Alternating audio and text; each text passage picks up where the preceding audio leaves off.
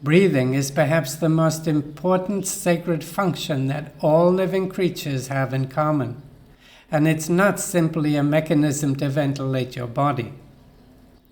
This thing we call air cannot be defined as oxygen, nitrogen, and a little bit of argon, which completely leaves out the God particle, the one vital element that keeps us all alive.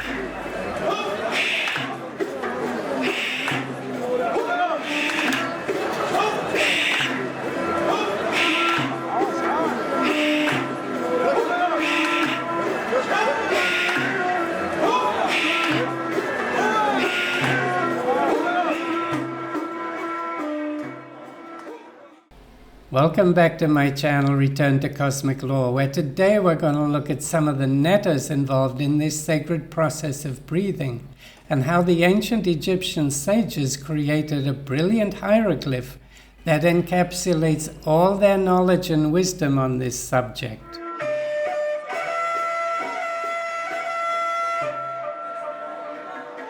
This ingenious device is the Sma-Tui hieroglyph. That's often called the unification of Upper and Lower Egypt, and Egyptologists say it recalls a historical event that happened back in the First Dynasty. Yet, what it actually shows is a pair of lungs, with the trachea or windpipe rising up from them. And right in the middle of this vital passage, the stems of lotus and papyrus plants are entwined to almost form a knot. The lotus and papyrus are symbols for Upper and Lower Egypt, which are ruled over by Seth and Horus respectively, and sometimes they're shown on either side pulling the stems.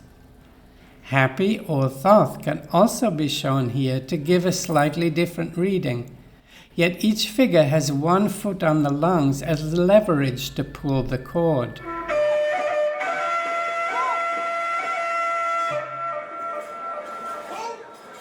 What this symbol makes perfectly clear is that the two netters represented by the lotus and papyrus have a firm grip on the trachea, which gives them total control over the breath. And it's often placed in the lower corner of the king's throne, meaning it's something he has securely done and is now part of his basic support system, since the king, the perfect man, has mastery over his every breath.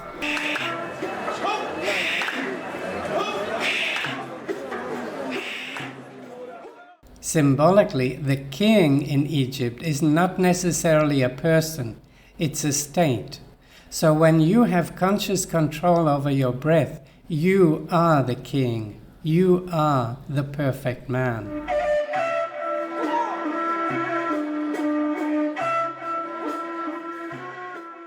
When you breathe in and out, the movement of your diaphragm causes your lungs to expand and contract. Then, through a mysterious process, the life-giving properties of the air we inhale is transferred to the blood and immediately delivered to the heart, from where it's distributed to every part of your body. So it's logical how modern science sees the lungs and heart as pumps for the air and blood. But notice how divine intervention isn't mentioned in that equation. Breathing has a tremendous spiritual significance, and several different netters are involved in this process.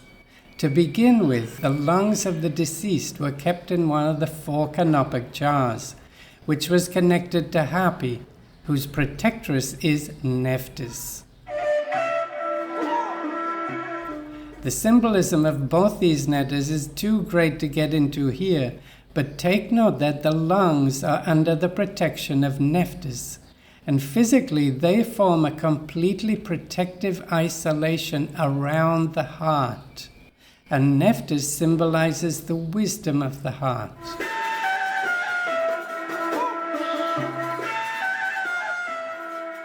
Nephthys works in perfect harmony with her twin brother and husband Seth, who represents your innate consciousness, and he's responsible for the running and maintenance of your entire body 24 hours a day. So he controls the physical movements of your diaphragm that cause your lungs to inhale.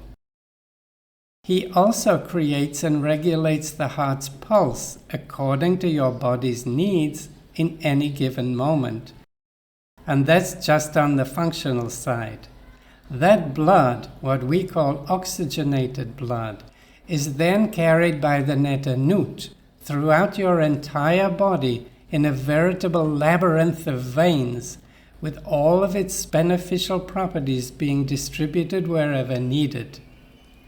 Meanwhile, any waste products or toxins are collected and taken back to the lungs, from which they can be exhaled.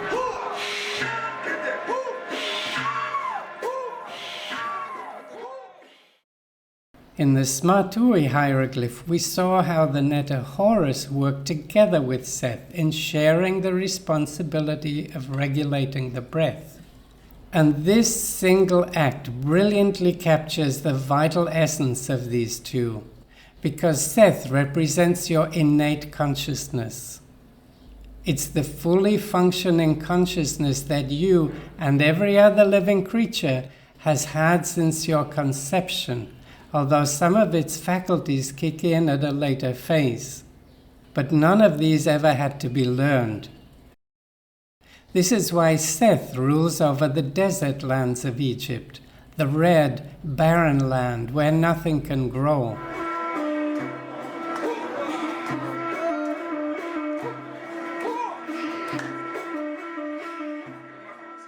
Horus, on the other hand, is the exclusive property of human beings. He rules over the Nile Valley, the green, fertile, cultivated land, since he represents a totally different kind of consciousness, cosmic or higher consciousness, which brings what we call culture. This type of consciousness learns directly from above through divine revelation, and it's responsible for the sacred arts and sciences that constitute the temple teaching.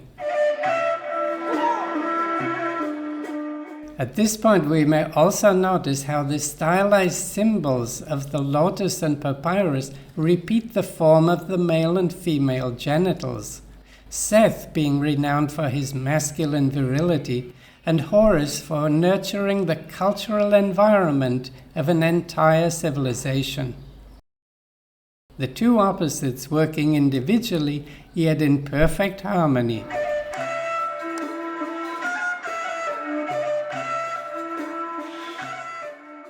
The Egyptian blue lotus has a very distinctive shape with sharp, pointed petals, and it has hallucinogenic properties, appearing very often in Egyptian art, while this flower looks more like an iris, which later became the fleur de lis in Europe and an emblem for royalty. Thus, the Sma-Tui hieroglyph depicts how the perfect man, the king, regulates every breath in perfect balance between innate and cosmic consciousness. So now you've met some of the nettas involved in this sacred process of breathing, and in part 2, you'll discover some others that play a key role in keeping us alive and well. So when you enjoyed this presentation, please help the channel grow by clicking on the like and subscribe buttons, and you can also support the channel through the Buy Me a Coffee link you'll find in the description below. You'll also find a link to my blog there, and as ever, thanks for watching.